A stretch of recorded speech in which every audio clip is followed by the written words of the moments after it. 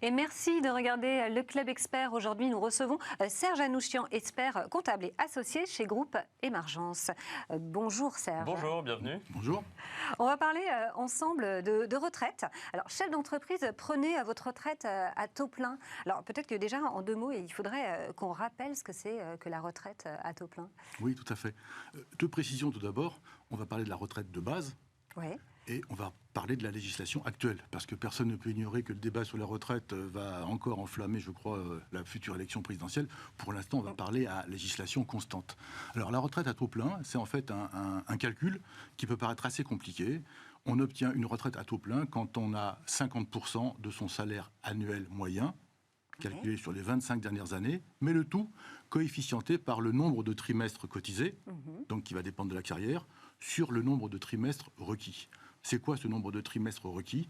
Eh bien, c'est le nombre de trimestres sur lequel il faut avoir cotisé pour avoir mérité cette retraite à taux plein. Un exemple très simple, par exemple, pour l'année 1955, c'est une année exceptionnelle dont je peux témoigner, n'est-ce pas il faut... Que s'est-il passé en 55 Il y a une naissance. Il y a une naissance particulière. Il y a une petite naissance. Voilà. Et donc, du coup, je donne mon âge, mais il paraît que... Et il faut 166 trimestres, alors que pour ceux qui sont nés à partir de 1973, il en faut 172. Donc, vous voyez, il y a... Eh oui. Il faut à chaque fois prolonger la durée de cotisation. Bien sûr.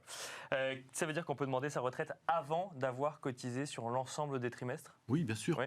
Bien sûr, mais c'est pas gratuit. C'est-à-dire que pour chaque trimestre manquant, il y a une pénalisation de 1,50. Ça représente quoi ? Ça peut représenter jusqu'à 0,625 par trimestre manquant.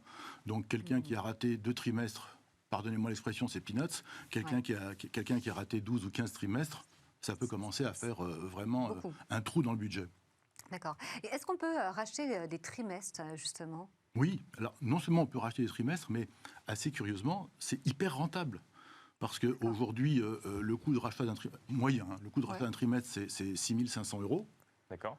Et en retraite, ça peut rapporter 330 € de retraite supplémentaire. Si vous calculez, ça fait un rendement de 5%. Je ne connais pas beaucoup de placements actuellement qui peuvent garantir 5%. Et c'est assez paradoxal dans le monde où, y compris les avoirs en banque ou les placements financiers à court ou moyen terme rapportent 3 fois rien. Là, vous avez un placement qui est sûr, parce que quand même celui qui verse globalement, c'est l'État. Et en plus, si j'ose dire, cerise sur le gâteau, le rachat de trimestre est déductible du revenu imposable. Et donc, pour ceux qui peuvent bénéficier de ce rachat de trimestre, ça serait dommage de s'en priver. Ça ne coûte pas trop cher, ça rapporte gros et c'est déductible des impôts. Alors, c'est logique, puisque en contrepartie, la retraite complémentaire que l'on va percevoir va être imposée. Mais, bien sûr. Voilà. Ah bah c'est amusant, je ne savais pas que ça existait pour le coup, mais alors, en fait, ça veut dire qu'on peut liquider sa retraite, entre guillemets, bien avant tous les trimestres qu'il fallait cocher, en fait, pour avoir une retraite à taux plein. Il y a des avantages, des inconvénients quand même dans la gestion de celle-ci, parce que là, vous nous avez parlé des avantages, mais concrètement... Bien, le problème, c'est que si on veut avoir une retraite performante, on peut jouer sur 2 tableaux, simplement. Soit le salaire annuel moyen, soit le nombre de trimestres. Alors, jouer sur le salaire annuel moyen, quand on sait que c'est calculé sur les 25 dernières années, pour que le levier soit efficace, il faut augmenter très sensiblement le salaire des dernières années, et ça ne dépend pas toujours de soi. Bien sûr. Parfois, c'est l'entreprise qui décide. Mais le rachat de trimestre, il dépend aussi du revenu qu'on a au moment où on décide de le racheter. Oui, tout à fait. Parce que c'est bien de partir du principe que l'on peut racheter des trimestres, mais il faut avoir les moyens financiers. Et si l'on veut que ça soit efficace, il faut pouvoir les déduire de son revenu imposable, c'est-à-dire avoir une base imposable suffisante pour pouvoir les déduire. D'accord. Mais lorsque ces conditions sont réunies, par exemple, pour quelqu'un qui a commencé un peu plus tardivement dans la vie active et à qui il manque des années d'études, parce que pour pouvoir acheter des trimestres, il faut remplir certaines conditions, notamment, par exemple, d'avoir soit des années incomplètes, service militaire qui s'est mal passé ou qui a été décalé, ou alors des études supérieures. Et au titre des années d'études supérieures, on peut acheter autant de trimestres que l'on veut, limité, évidemment, encore une fois, à 12. Donc, évidemment, le réflexe élémentaire, c'est lorsqu'il manque 3 ou 4 trimestres, 5 ou 6, et qu'on a les moyens de le financer, il faut le faire sans hésiter. Alors, en conclusion, quels conseils pratiques vous pourriez donner de manière générale aux dirigeants d'entreprise ? Alors, en tant que professionnel, on est souvent confronté, vous savez, à ce qu'on appelle des dirigeants possédants. C'est-à-dire que ce sont des dirigeants qui possèdent 99% de leur entreprise et qui l'ont bien souvent créée. Ce que je veux dire par là, c'est qu'assez souvent, l'argent qui sort de l'entreprise, c'est l'argent qu'ils ont su fabriquer.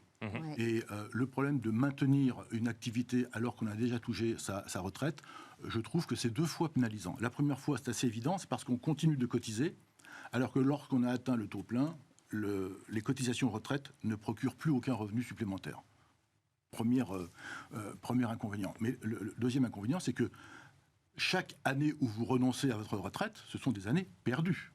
Alors, un petit exemple simple, pour maintenir une activité pendant 2 ans, il suffit que vous renonciez à une retraite, par exemple, de 3 000 euros par mois, 36 000 par an, fois 2, soit 72 000 euros de retraite. Mais vous avez un revenu de votre entreprise, du coup, toujours.